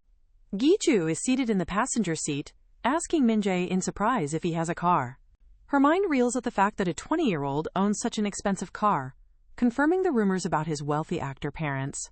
He tells her that they have arrived at their destination. The car is parked at a drive-in movie theater. Giju is amazed, explaining that it's her first time at a drive-in and that it makes sense why he needed his car. As Min-jae suggests getting popcorn, he tells her to wait for a moment. He suddenly presents her with a small green bottle. He playfully asks if she's surprised as he hands it to her. He gives her a bag from a pharmacy, explaining that he bought her a digestive aid because she looked uncomfortable after eating so much pasta. Giju is shocked by his thoughtfulness, realizing he must have bought it when he said he was going to the restroom. He teases her for overdoing it, and as she struggles to open the bottle, he gently takes it from her to open it himself. Giju reflects on her growing interest in Min-jae. She thinks about how even his ex described him as perfect, a true 5-star boy. She takes the digestive aid, grateful for his kindness. She worries that he might be pitying her, or sees her as some kind of opportunity. Min-jae announces that the movie is starting, pulling her from her thoughts. The vast screen of the drive-in theater lights up as the movie begins. Min-jae sits quietly, his attention focused on the screen. Giju finds the enclosed, quiet space of the car strangely intimate, filled only with the hum of other cars, the movie's audio, and their soft breathing. Her quiet reflection is abruptly shattered by the sight of a couple in the car next to them, passionately making out. She jumps in her seat, completely flustered and blushing furiously at the unexpected scene. The sight makes her hyper-aware of the intimate setting, and she finds it difficult to focus. She glances at the rearview mirror and sees Min-jae's eyes, realizing she can't concentrate on the movie at all. He calls out to her, breaking the silence. He asks if the movie isn't interesting, noting that she doesn't seem very focused. She denies it, but he leans in closer, asking if she's feeling sick. He reaches out to check her forehead for a fever, his proximity making her blush even more. As he confirms she's not feverish, she is acutely aware of how close he is, his face just inches from hers. His gaze softens, and he looks at her. He leans in closer, his lips slightly parted as he calls her name. He asks her if she knows the real reason why he brought her there today. He looks at her with a serious and heartfelt expression, beginning to confess that